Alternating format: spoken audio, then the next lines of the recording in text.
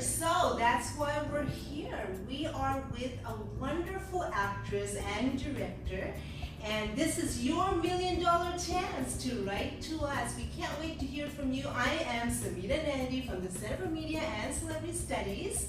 And I'm Jyoti Singh. I'm an actress in New York City, and this movie, Yadvi the Dignified Princess, is my first time directorial debut.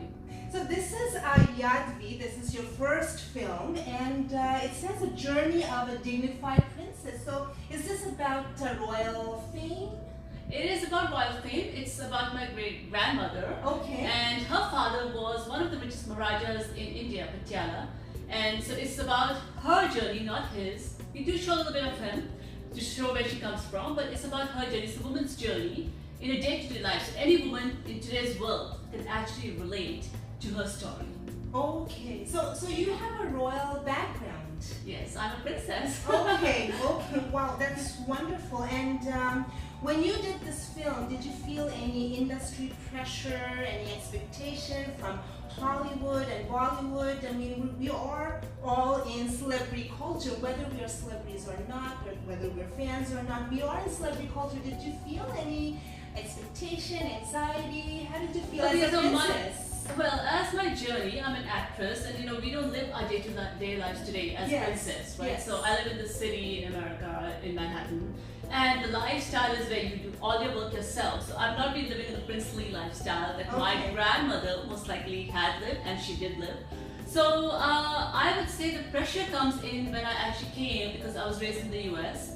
When I came to India and started to shoot the film, and my journey to try to release it, and here and in the US, because it was an independent film. It's not a typical Bollywood film. So yes, there was a lot of pressure. I would say more not so because of them, because of the Bollywood or Hollywood. It was more because of my journey and not knowing where I'm heading. The idea was just to make a film, and I'm the kind of person who takes a thing, I said, okay, I'll deliver to the end and make it perfect. And that journey took a while, because I was doing it single-handedly originally with my sister and a few people who were in the project.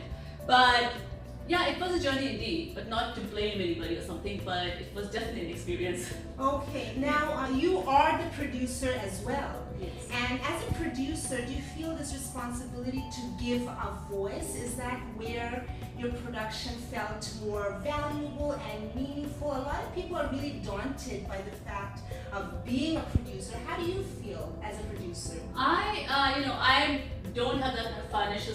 I have financial stability to survive today, but I don't have the financial stability to make so many more films. So this film was close to my heart, so I made it because I believe that this story should be told. Okay. And because it's an inspirational journey of a woman who was, raised and bred with so much wealth, and how she was able to survive and not lose hope in the times which hard lives began for her. And how she was able to survive just by gardening and not having that thing like, oh, I'm so rich. And she was so humble about it. Yes. And that's why originally the name of the movie was The Humble Princess. Okay. And then we changed it because humble can also mean poverty. She was not poor until later on in her life. So how she was able to manage her life, and basically the idea was to tell people, don't give up hope, no matter where life takes you. And that's why I say it's the journey of any human being, man, woman, people who give up hope. It's an inspiring film, basically.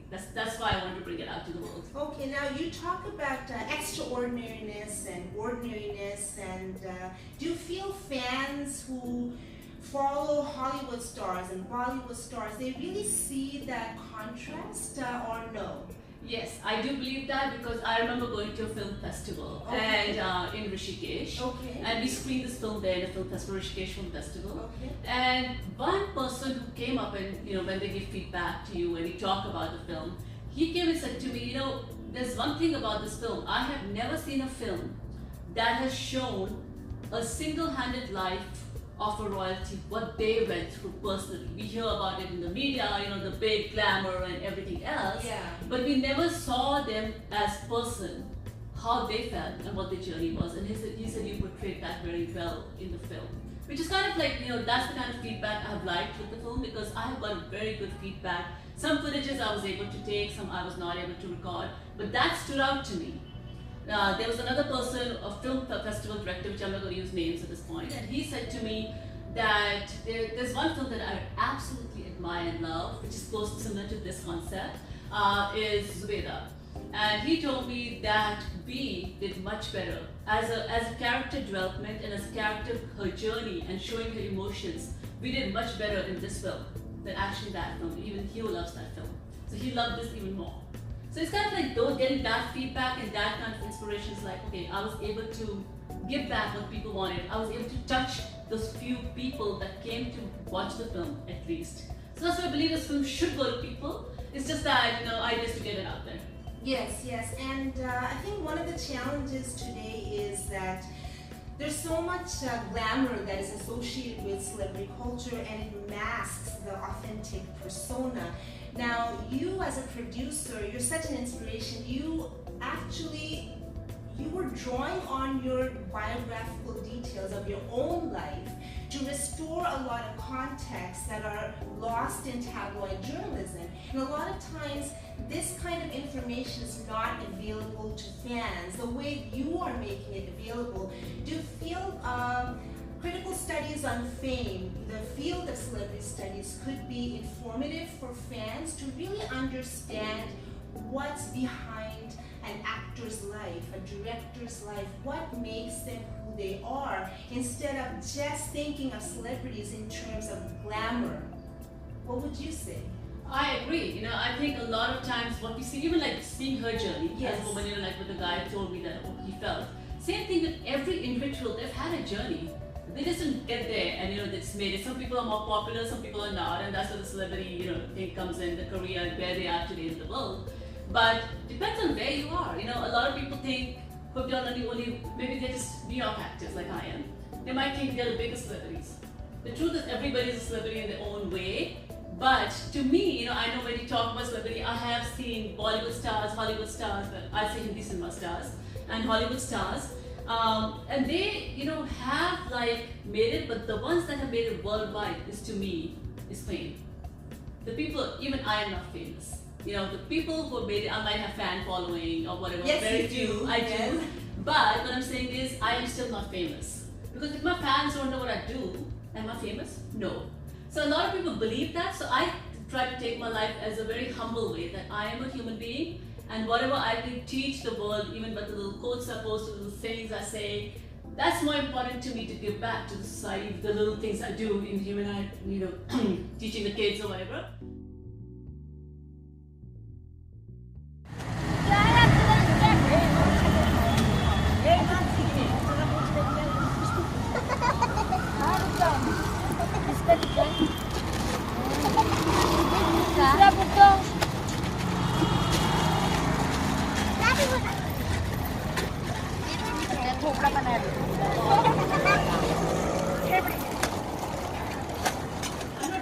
Actual fame or popularity, because, you know, when I came to this career, it was much later in my life. So to me, you know, in today's world, what people look at is hot, young, you know, with figure, the profile pictures, and, you know, like the body and everything else. To me, I'm typically different. I eat everything. I don't live a healthy lifestyle as other people do. That's very honest. No, I'm truthful about that, because I am who I am, and people should accept me for who I am. It's not like I have to go with everybody how they are doing. That's what makes me so different. And a celebrity should be different. It shouldn't be exactly what everybody else is doing. And I've never followed that. I've never followed the styles. I've never followed with hair. I've never followed with any kind of thing. I just do my own thing. Yes, and if yes. people can still like me and I can still be popular in their life and I can give them back something, that's more important to me than being the worldwide celebrity, which, you know, at my age, I don't think I can gain that much unless I'm Einstein. So, you know, that's hard to reach in today's world. Because there's so many people with cameras, so many people who are so popular, so many people are celebrities. So how do you get to that point? It's very hard. Now, I am aware of a lot of celebrity activists giving a voice for social causes. I know these social causes can't be solved overnight, but any voice counts. So I'm just wondering whether fans like celebrities or not, if celebrity activists can make a difference. Can fans participate in celebrity activism and be inspired to be a role model? What are your thoughts on that? Oh, well, to answer that question, it is kind of difficult, but what I say is it's up to the fan, first of all. You know, we cannot make a decision for what the fans would like, but it would be nice if the fans focused on these activism projects and to help the world, right? For the social causes. So there's so many social causes in the world, and it's up to the fan what touches their heart. And I think if celebrities more celebrities were talking about social activism, I think it would become a culture. But right now what's happened is celebrities are more focused on, majority of the time, because they're just trying to promote themselves at this point, on themselves. But if they took that time out, even once a month, to focus on a certain thing, a certain social cause, it will, and some do that, and it will build more awareness, which we need in today's world, because there's a lot of poverty, a lot of other social causes, a lot of other things that we can focus on. But really, it's up to the celebrity and the fans to also follow that. Now, we cannot make the fans follow it. It has to be personally touched. The person has to be touched. An individual, like we talked about before, the inspiration or whatever, the individual has to be touched before they can even focus on that. So I think that is really up to the fan. We cannot change the fans' thinking unless we touch them somehow. And how do you touch the fan is the barrier that we have to break as celebrities, or if we're not celebrities, even a person, a general person. How do we break that? Because I know that several people have done that, who have been able to let go who were nobody, and also they become something because they're helping out people. So you have to create that channel. You have to figure out what the channel is to get to the fan. Now, while you work as an actor and producer in celebrity culture, you work with famous actors yourself. You use your everyday life, your biographical details to directly reach out to your fans, and you do a lot of activism as well. So tell me a little bit about that. How do you become a living example of change and a role model to many people? How do you do that? So, with my life experiences and all the things that I've seen in this world and where I live, it's a very culturally oriented place, Manhattan, New York City. It becomes all kinds of cultures, a melting pot. So I've seen so many different races, so I am totally, personally, I believe in equality, love for all mankind. I believe in being humble no matter where life takes you. It doesn't matter who you are, because ultimately, if you look at ultimatum, we are just small human beings in this world. All of us, no matter if you're a big time celebrity or not. So when you look at the general population, you see happiness. Everybody's fighting for happiness. Everybody's looking for happiness. Yes. So people who are depressed, people who don't have anything, gay rights, human rights, any of those rights. I am strongly a proponent of that. Animal rights. I'm definitely a proponent of that too, because I love animals. Yes. So, for me, what I do is I, have these small messages, I make these small videos, and it doesn't matter to me who I am, because I am a human being and they are human beings. That's the way I see everybody as. So, there's no higher or lower caste system or what in my mind. There's no discrimination. So what I do is I live my life like that, loving all equally. So, the kids I teach on the footpath for Usher to an organization, I see that in them too. Even though, I go there, teach them, I feel like they should also learn and learn as much. So I write it in English because I feel like they can learn Hindi here much easier. And then I still teach them math. Whatever I can offer them, I try to teach them that, and tell them, go to your teachers for other things that they can teach you. So what I can offer them. So because education is the major thing that can solve a problem of any kind of discrimination in this world. So education is personally I believe is education. So I focus on education a lot, and I believe the kids are the future of the country. So that's why I focus on that, and that's where my activism comes. I will go to parades, pride parades, I'll go to anything that I believe in strong, like animal rights. I'll go to those parades to help with the animal rights. So I'll do those kind of activism work that, like I said, every fan, what touches them.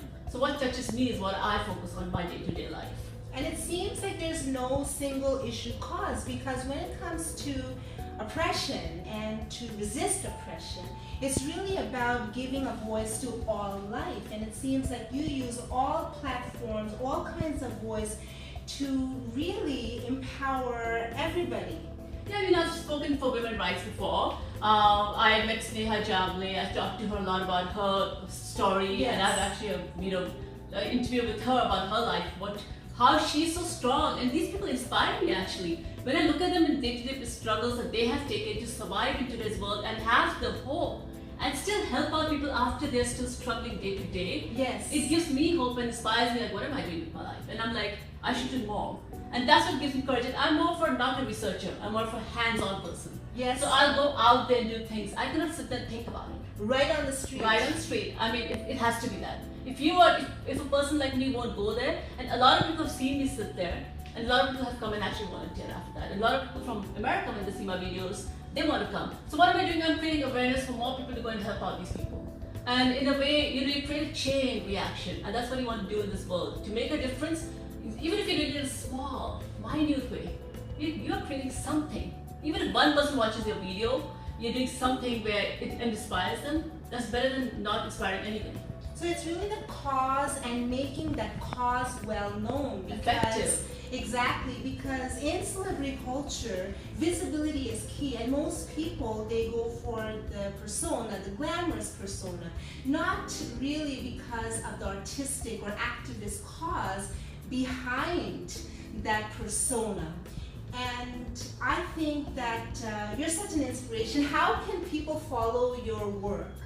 Well, I'm on Instagram. Okay. I'm on Twitter. Okay. I'm on Facebook. I have a Facebook page. I'm on Instagram. I'm on Twitter. You can find me in all channels. And I actually do. If a question is worthwhile, there's a lot of rubbish questions too. Okay. If a question is worthwhile, yes, I will respond. Okay. So I have my own website, jyotisingh.net. I'm everywhere. Jyoti Singh actress. You can look me up in Google. You'll find me. I have a wiki page. I have IMDb. I'm everywhere, so if you actually search me, you'll find what I do. So yeah, people can follow me, and I come up with more ideas each year, each time, and I do more and more. And I have been doing social activism, and I have my own non-profit, rvpco.com. Okay. I have my own non-profit where I have been for years visiting these certain places, and I don't cover anything or I don't follow anything. And now, basically, I'm doing a raincoat drive for kids in Bombay, near the beach, who don't have homes and they live in tents. I'm doing a raincoat drive. So please go to www.rvpco.com and support that cause, because these kids don't have, when they go home, they don't have, when they get wet in the monsoon season, they don't have anything to cover themselves up. So they get wet and they can't go home within 2 hours and change.